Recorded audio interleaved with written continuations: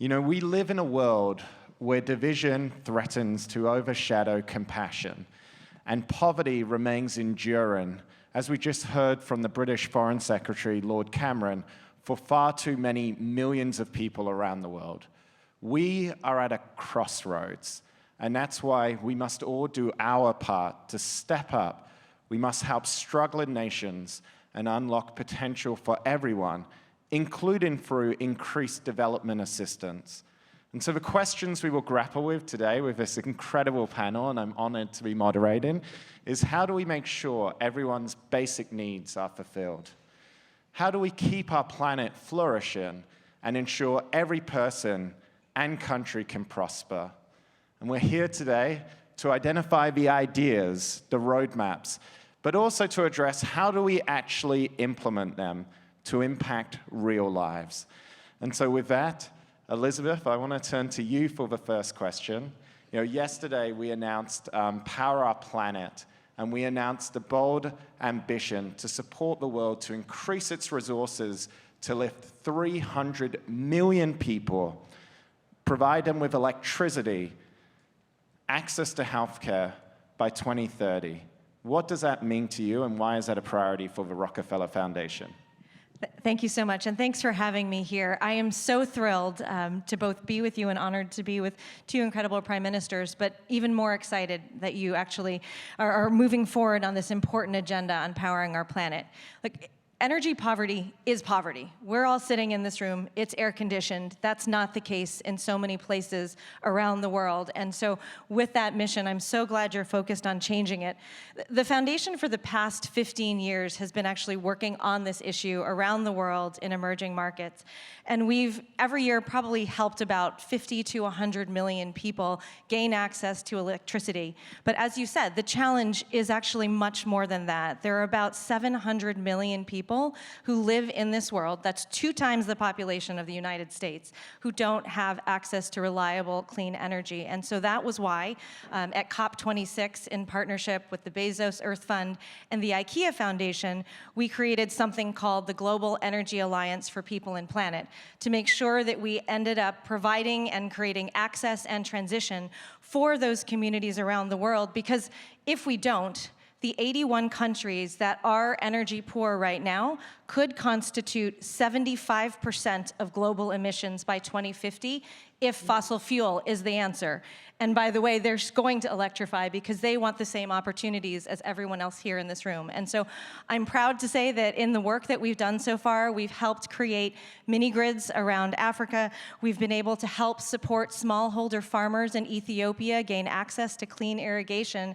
And as a result, students are able to read at night, women and girls are able to walk home safely, and families have access to opportunity that they didn't have before. So I'm so glad you've made this commitment. We're very excited to continue to work with you on it. So look out for that, Power Our Planet. You'll be hearing more about that later today. But now I want to switch to healthcare.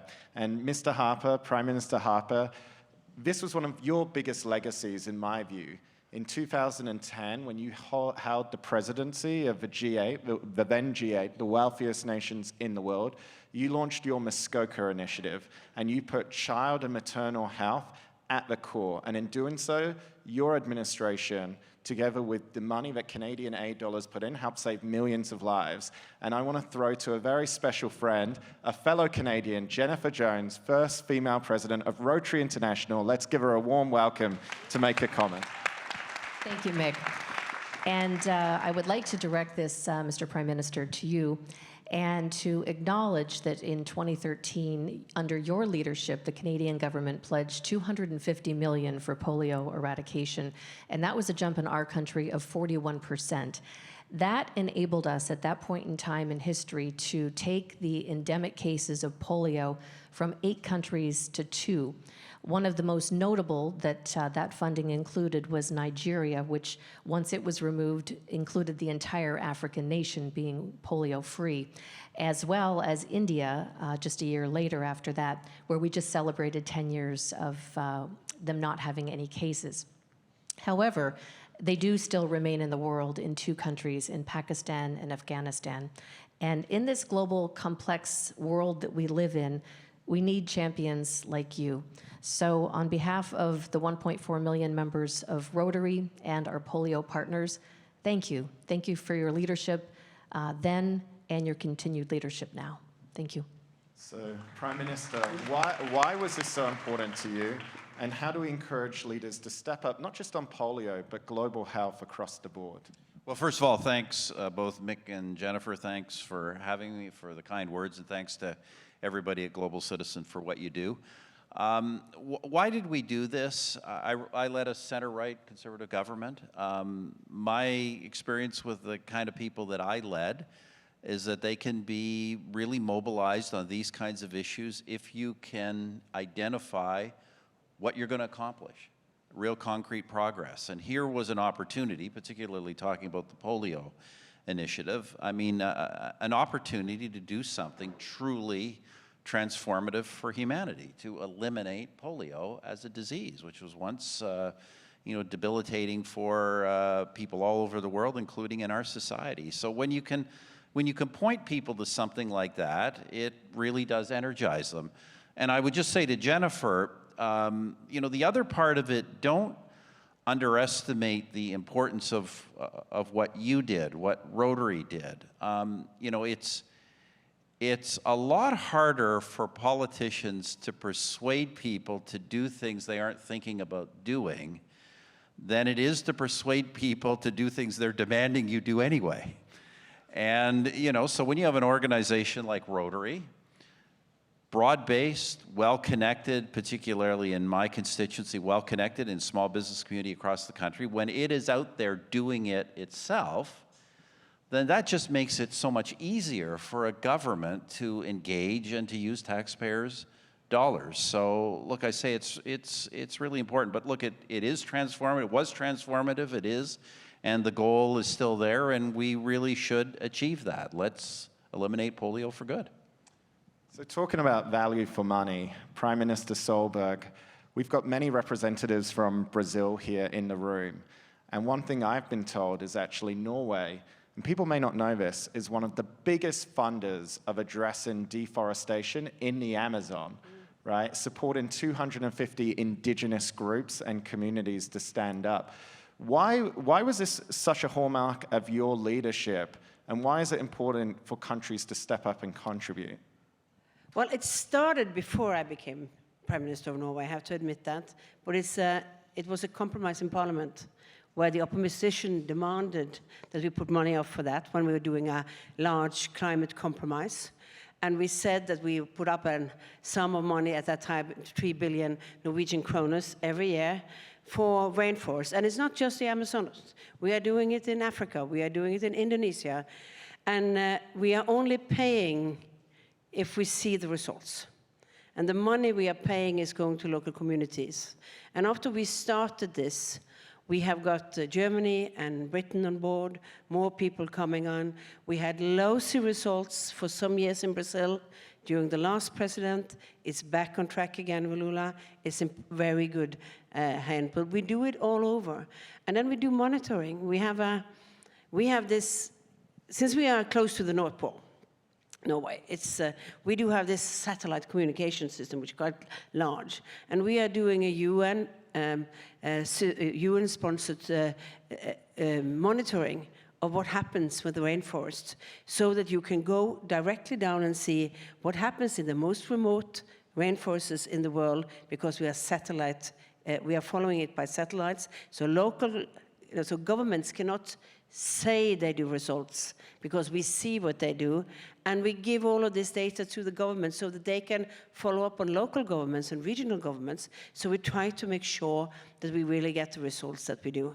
Why do we do it? Well, first of all, because it's the most efficient way of dealing with climate change. It's much more expensive to do other things and much more difficult to do other things than making sure that the lungs of this earth, in fact, are kept and are functioning. So it's important to say that in Norway, we also think, I usually say we have to have a bit self-interest. It's the self-interest in this is, we can do a lot very expensive thing in Norway to cut our emissions, but if the rainforest falls apart, nothing of this counts. we have results saying that by each year, there are 3 times more CO2 emission swallowed by the rainforest than what Norway has. So in a way, we do other things too, but it's important. Yeah. So I want to go a bit deeper, and you alluded to it, and I know there might be some in the audience who might be a little bit skeptical. They might say, okay, well, you're sat here, you're one of the wealthiest countries in the world, and you've also made your money from oil production, right? And so some people out there might say, you know, is this a form of greenwashing, right? Those comments have been said. So how do you reconcile those tensions, and what's your response to those cynics out there? Well, first of all, I wouldn't call it greenwashing because it's actually, it's action happening. It really does function. So it's not dressing up. Is it a dilemma that we are an oil and gas producing country? Yes. But we do still need oil and gas in this world. We are in a transformative energy situation. We will need, I mean, we have pushed up gas production the last years on the request from Europe, meaning that we are producing more than the time frame that we would think. We are pushing it forward because the conflict in Ukraine, we're not buying, Europe is not buying Russian gas, but all countries need stabilizers in their energy security part.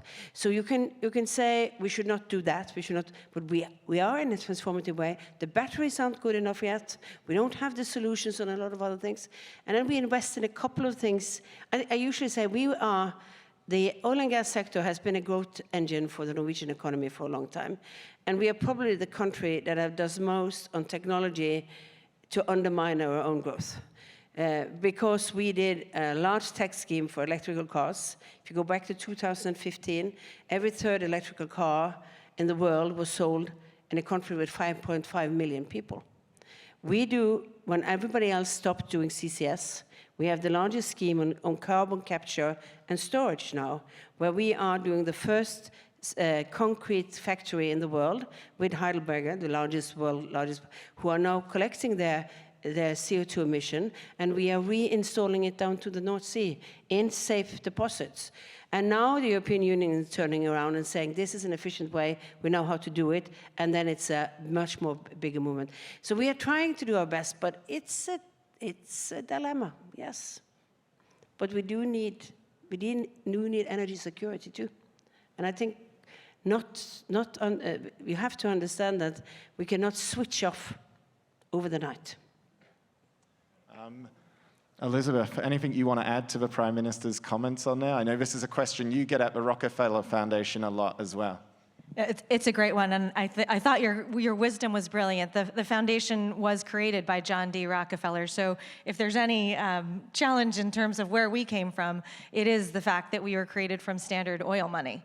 But that said, what we're trying to do is recognize that we have both a moral obligation and a strategic one to use the $100 million that he committed in 1913 to make sure that we do good in the world, to actually build a brighter future for everyone. And so that was why at UNGA last year, the foundation announced its first ever all-of-foundation strategy in 111 years to focus on climate change, because it is impacting the most people on the front line, and it also has the potential to really drive and create some of these new markets that I think you're talking about. It could be an economic driver for changing development and the way we do it in the world. And so over the next 5 years, we've committed $1 billion. We're looking to work with partners to be able to deliver and change outcomes for people around the planet. Our endowment has also made a net zero pledge to make sure that we're walking the talk and make sure that we're investing in places that need us. Thank you. Thank you so much. It has been a lot of work for us, but we're committed to it, and our operations have also made a net zero commitment as well to try to figure out how we do this as a community. And so that's what we want to work together with others on. Thank you. Thank you for that, Elizabeth. Prime Minister Harper, last question to you. You talk a lot about the importance of emphasizing accountability, results, transparency, and you talk about that as being crucial to build and support for aid. But right around the world, we have to be honest, we see political parties, we see candidates actually questioning aid. We see them saying, well, we should be scaling back. Based on your experiences, and you've done this, you've increased support, how do we turn back and actually boost support for development assistance around the world and ultimately save more lives? Well, look, accountability is a critical part of this, and let's be clear why. You know, you cannot mandate global action because we don't have global sovereignty, we have national sovereignty. So it depends on collective action. Collective action ultimately depends on trust, and trust doesn't occur unless there is accountability, especially, I say, with the kind of people I represented. You know, I began my political career back in kind of late 80s, early 90s, when the big issues in Canada were fiscal difficulties, budgetary reform, frankly, a lot of cutting. And so over the years, from that point on, I did a lot of assessments of public support for various forms of government programming. And development assistance is a fascinating one, because what we found repeatedly was that in the abstract, a lot of it because of the accountability problems, corruption, incompetence, bad economic development policies. In the abstract, we found that with a lot of voters, development assistance was extremely low in their priority set. But if you could bring in accountability and be very concrete about what it is you were trying to spend the money on and what it is you were trying to achieve, that would change dramatically. And that really is the key. If you keep it in the abstract, especially in the kind of challenging economic times you see in most donor countries with, you know, inflation eroding standards of living, the kind of abstract development, very hard to sell. But if you can sell real progress on defined issues that make differences in people's lives in ways that make them feel good and see progress, you could change that overnight. I really want to thank you guys for all of your wise words and wisdoms. I think we can all agree the panel have given us a compelling case why we need to support and boost aid for meeting basic needs around the world, meeting energy security, boosting economic development, and action on nature as well.